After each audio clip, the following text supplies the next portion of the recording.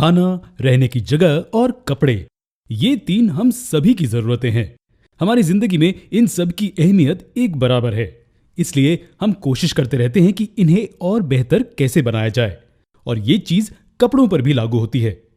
Pre historic era की तुलना में आज के कपड़ों में जमीन आसमान का अंतर है। उस जमाने में मनुष्य झाड़ से बने पत्तों से अपना शरीर ढकता था। फिर जैसे वक्त बदला, जानवर की खाल और फर को भी शरीर ढकने के लिए इस्तेमाल किया जाने लगा। लेकिन ये सही मायने में कपड़ों की गिनती में नहीं आते थे, है ना? हालांकि ये शरीर को ढकने में सहायक थे। लेकिन आज हम जो कपड़े इस्तेमाल करते हैं वो सीधे सीधे पेड़ के पत्ते नहीं होते। हम प्लांट के प्रोडक्ट्स को बारीक थ्रेड्स बनाने के लिए इस्तेमाल करते हैं। इन थ्रेड्स को बुनकर हम सुंदर फैब्रिक्स बनाते हैं। इनसे फिर हमारे कपड़े बनते हैं। चलिए फाइबर्स को बनाने के प्रोसेस और उनसे फैब्रिक्स को बनाने के पीछे की साइंस को समझें। उससे पहले कुछ टर्म्स समझ लेते हैं। फाइबर्स क्या होते हैं? सरल शब्दों में कहें तो ये लंबे धागे होते हैं। लंबे धागे जिन्हें यार्न में बदला जा सकता है। और यार्न क्या होता है?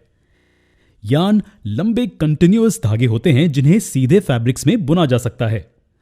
और फैब्रिक वो कपड़ा होता है जिससे हमारे कपड़े बनते हैं। इसका मतलब यार्न को बुनकर फैब्रिक बनाया जाता है और इस फैब्रिक को काटकर और सिलकर कपड़े बनाए जाते हैं। तो फाइबर्स धागे होते हैं जिनसे लंबे और कंटिन्यूअस धागे बनते हैं, जिन्हें यार्न कहते हैं। इन यार्न को बुनकर फैब्रिक्स बनाए जाते हैं। इन फैब्रिक्स को सी के कपड़े बनाए जाते हैं। है ना ये सिंपल? तो फैब्रिक्स को समझने से पहले हमें फाइबर्स के प्रकारों को समझना होगा। फाइबर्स के प्रकार से हमारा क्या मतलब है? फाइबर्स तो बस पतले और लंबे धागे होते हैं, है ना? खैर, ऐसा नहीं है। हम गर्मियों में किस तरह के कपड़े पहनते हैं? सॉफ्ट और हल्के रंग के कपड़े, है ना? और ठंडियों में? जी हां, ऊन से बने कपड़े। इसके अलावा बैग्स को बनाने वाला फैब्रिक मजबूत होना चाहिए। यह मजबूती जूट फाइबर से मिलती है। और रोजमर्रा की जिंदगी में इस्तेमाल होने वाले कपड़ों का क्या? वो एक्रिलिक फाइबर्स से बनते हैं।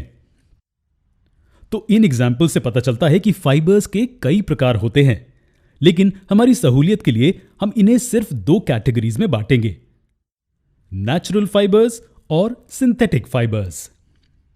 नेचुरल फाइबर्स नेचुरल सोर्सेस से मिलते हैं। और क्या हो सकते हैं ये सोर्सेस?